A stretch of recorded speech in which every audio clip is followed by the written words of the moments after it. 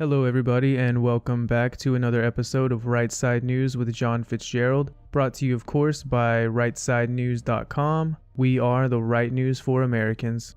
Today's video will be discussing President Donald Trump's recent decision to recognize Jerusalem as the capital of Israel, as well as the subsequent reaction from the media and the Muslim community worldwide. On December 6, 2017, President Donald Trump unveiled a new policy regarding Israel's capital city, stating that it is time to officially recognize Jerusalem as the capital of Israel. During his remarks on Wednesday, President Trump also noted that he will be moving the State Department from the former capital of Tel Aviv to the new recognized capital of Jerusalem just as soon as humanly possible. Let's take a quick look at what he had to say on Wednesday. But today we finally acknowledge the obvious, that Jerusalem is Israel's capital. This is nothing more or less than a recognition of reality. It is also the right thing to do. It's something that has to be done.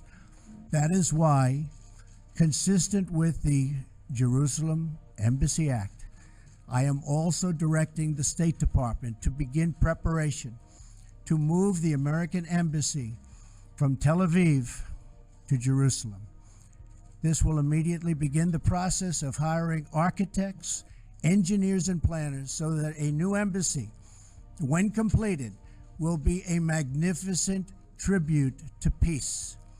In making these announcements, I also want to make one point very clear. This decision is not intended in any way to reflect a departure from our strong commitment to facilitate a lasting peace agreement. We want an agreement that is a great deal for the Israelis and a great deal for the Palestinians. We are not taking a position of any final status issues, including the specific boundaries of the Israeli sovereignty in Jerusalem or the resolution of contested borders. Now, if this doesn't blow the Nazi narrative out of the water, I really don't know what will. I don't think that doing favors for Israel is a very neo-Nazi type of behavior, so for now, hopefully we can squash that shit. Before we get into the protest footage and the media reaction to all this, we're gonna let Ben Shapiro tell us just exactly why it's so important for Jews that Jerusalem is the capital. He's the editor-in-chief of the Daily Wire, syndicated columnist and host of the Ben Shapiro Show. Ben, what are your thoughts? When did you hear that he was going to do this? Oh, I had heard actually sort of off the radar last week, and I'd kept it under wraps. I was pretty excited about that. It's obviously an act of not only political bravery, but moral courage to move the embassy, but just to recognize Jerusalem as Israel's capital. The absurdity of the U.S. policy suggesting that Jerusalem was not Israel's capital has resulted in idiocies like the fact that my niece, who was born in Jerusalem, it says on her passport Jerusalem, and then it doesn't say which country she's from. Jerusalem is only important to the world because of Judaism. It's important to Christianity because it was first important to Judaism. It's important to Islam because it was first important to Judaism. Jerusalem is mentioned hundreds of times in the Jewish text. Jerusalem is in the Israeli national anthem. The culmination of Jewish history really was in 1967 with the recapture and the unification of Jerusalem under Judaic rule.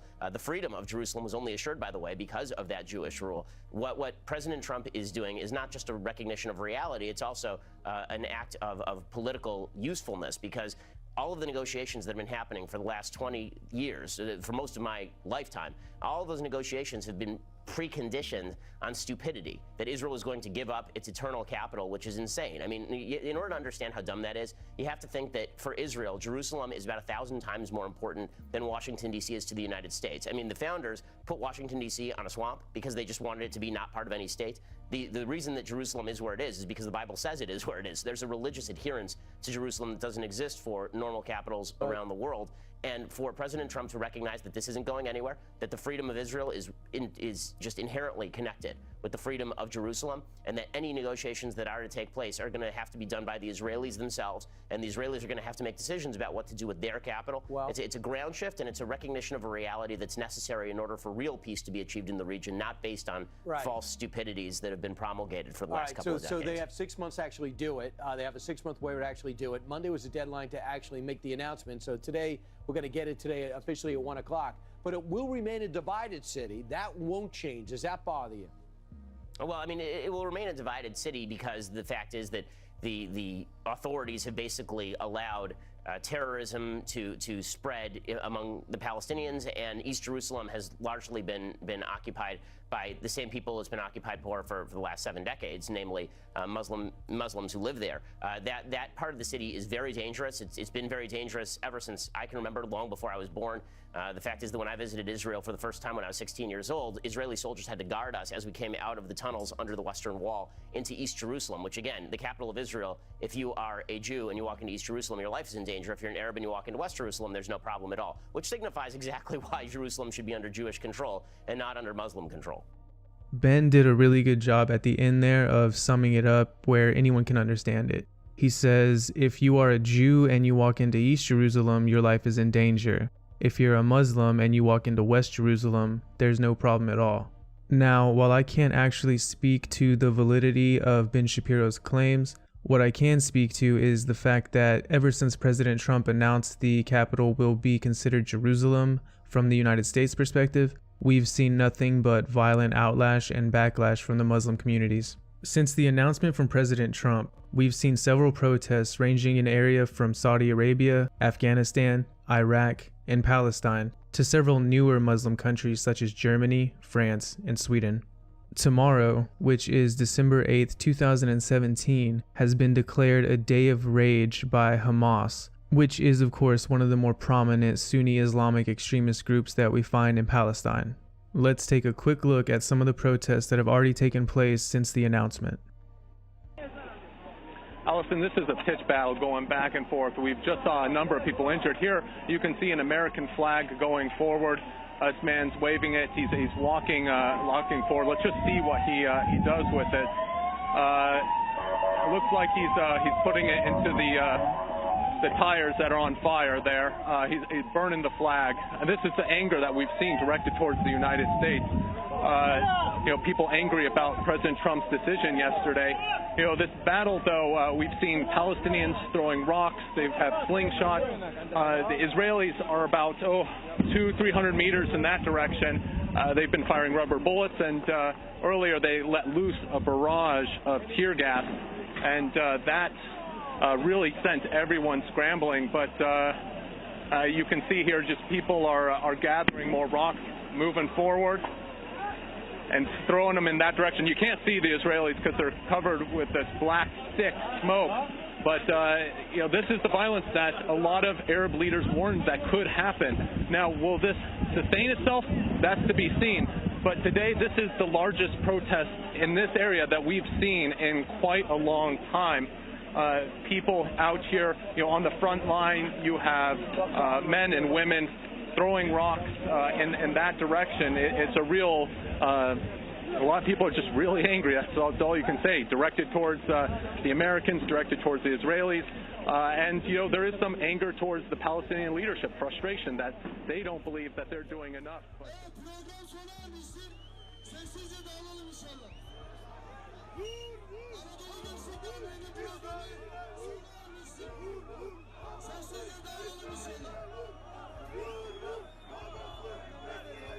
Based on the protests we have seen so far, it seems like Ben Shapiro's point was probably not that far off earlier in the video. It's typically not Jews or Christians that stone their women for being raped. It's typically not Jews or Christians that throw homosexuals off of buildings or behead non-believers. And it's typically not Jews or Christians that force their women to cover up and prevent them from driving. If criticizing a religion or changing the capital of a country is enough to turn someone into a terrorist based on their religious beliefs, then yeah, I do have a problem with that religion. And you can call me anti-Islamic all you want, but you can no longer call me a Nazi. Trump has done an excellent job here of putting the media in yet another one of his patented traps. There's not too many choices for them, especially with tomorrow being the day of rage. Mainstream media has spent billions of dollars and thousands of hours telling us that Islam is a religion of peace, and if you disagree with that, you're an Islamophobe and a bigot. So I don't really see them siding with President Trump here. However, I think they're going to have a difficult time siding with the protesting Muslims when the goal of all of those Muslims is to wipe out Israel as a country. That seems pretty Nazi-like to me. That seems pretty anti-Semitic. However, if they do side with Israel and they do support what's right here, you're going to see a huge backlash from the Muslim base of the Democratic Party. And not just the Muslim base either. If the mainstream media decided to side with Israel, you would have a complete backlash from all the virtue-signaling social justice warriors who want to defend Islam with their last breath, without knowing a single thing about Islam, Sharia law, or the Quran.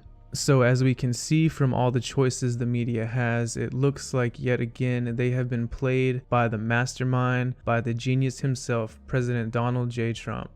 No matter which angle they decide to take these stories, or no matter which side they pick, Trump's going to come out a winner regardless, because there is nothing inherently wrong with naming Jerusalem the capital. There's nothing wrong with moving the embassy there. And truthfully, the only reason that Trump is the first one to do it is because he's the first president we've had in a very, very long time that doesn't cow to radical Islamic terrorism. Trump has made it very clear since the beginning of his campaign that he has no intention of idly sitting by, as the European leaders have, while we lose our country to this foreign horde. Despite what you may think about Israel and the billions and billions of dollars of aid we give them, they are an ally at the end of the day, and Palestine and Islam are not.